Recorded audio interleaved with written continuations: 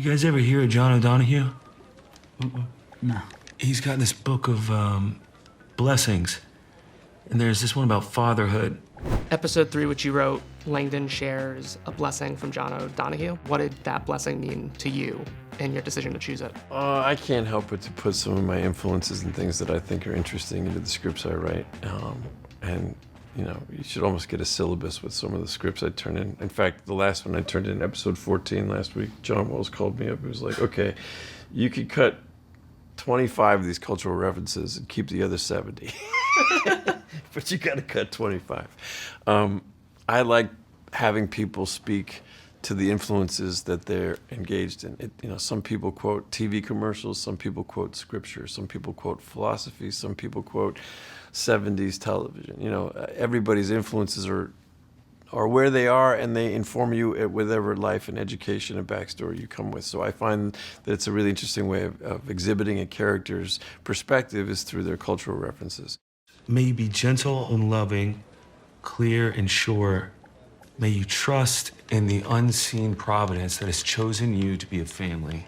John O'Donohue is an author that I got turned on to several years ago by David Crosby's widow, Jan, who's a good friend, who was looking for some cones of wisdom to help her through a difficult time. And his book of blessings I found to be just absolutely beautiful. Everyone on every subject had some really lovely phrasing and some really lovely wisdom in it. So he's just been in my back pocket, but as somebody that I wanted to think about personally. And then when it came time to writing this scene, it's 3 fathers in a room with a kid that won't sit still. Afrin, benzocaine, cat's extractor. Yep.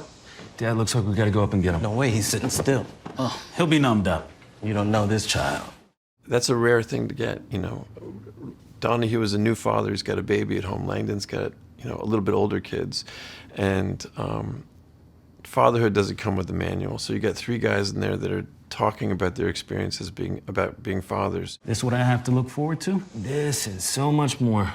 And Langdon's most recent reference for this is this prayer that he's been clinging to give himself some sense of stability and sense of purpose and sense of clarity with what's important in his life. So it seemed perfectly appropriate that he would offer into the conversation something that is more in keeping with his recovery program, that's an affirmation of something that he wants to keep in the forefront of his mind as he faces triggers throughout his first day back. May you stand sure on your ground and know that every grace you need will unfold before you like all the mornings of your life. So it fit hand in glove with where the character was in the moment. It offered up a little bit of poetic insight and wisdom to the concept of fatherhood and binds these 3 guys together who probably haven't read John O'Donohue, but might, and exposes John O'Donohue to a world population that probably has never heard of him. I was on my way inside, October 27, 2018, to the synagogue when the shooting started.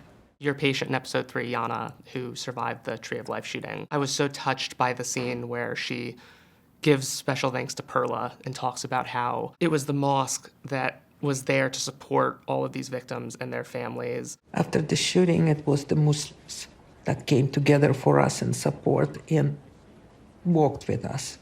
Why was it so important at this moment to have that moment in the episode? I wanted to pick up the thread of Robbie's Judaism in season 2, and I didn't know quite how to do it. Rabinovich, Jewish? You guessed it. We'd initiated it in season 1, and it seemed appropriate to touch on it, either in terms of his upbringing or in terms of his present faith or lack thereof. Do you attend synagogue? Not for a while.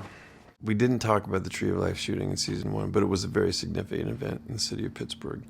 So those 2 things provided an opportunity.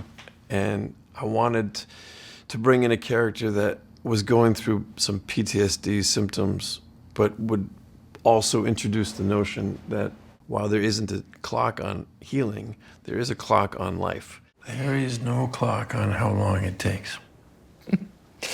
No clock. You must be joking. And you delay healing at the risk of the quality of life that you have left.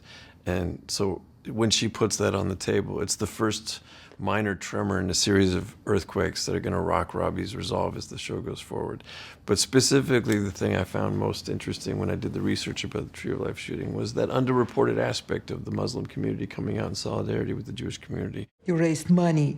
You paid for all the funerals. Anyway. Thank you.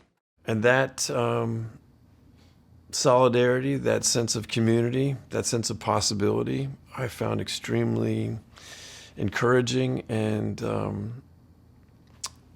worthy of mentioning, you know, as a way of saying this is not unprecedented. It's not only unprecedented, it's possible. Everybody, back the f*** up! Stop! Kylie's platelets are only 9,000. What does that mean?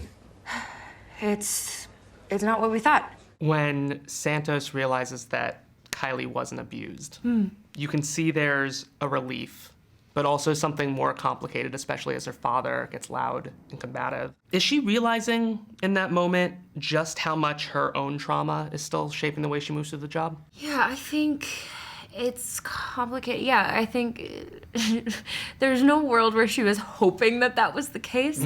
But unfortunately, it's such a...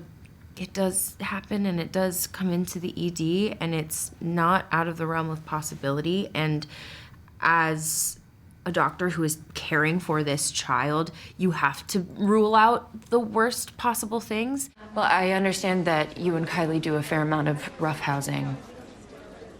What?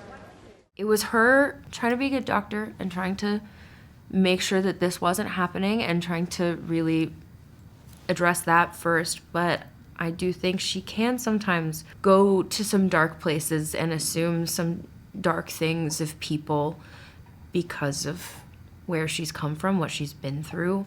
And I think, yeah, in that moment, it's seen as a weakness of like, oh, I got it wrong. But it's not necessarily that she got it wrong. It's just like, okay, thank God that's not happening. But that's also why all of these doctors, that's why multiple doctors work on one case too, because everyone has a different point of view. Maybe another person would not have immediately thought of that for her. And what if it was what was happening? Like everyone comes from different walks of life and brings it to work for better or worse. There are always the pros and cons of that. But I think it makes sense that is something she would immediately think of because she has seen some of the worst of humanity and can go to that conclusion because of experience. Yeah.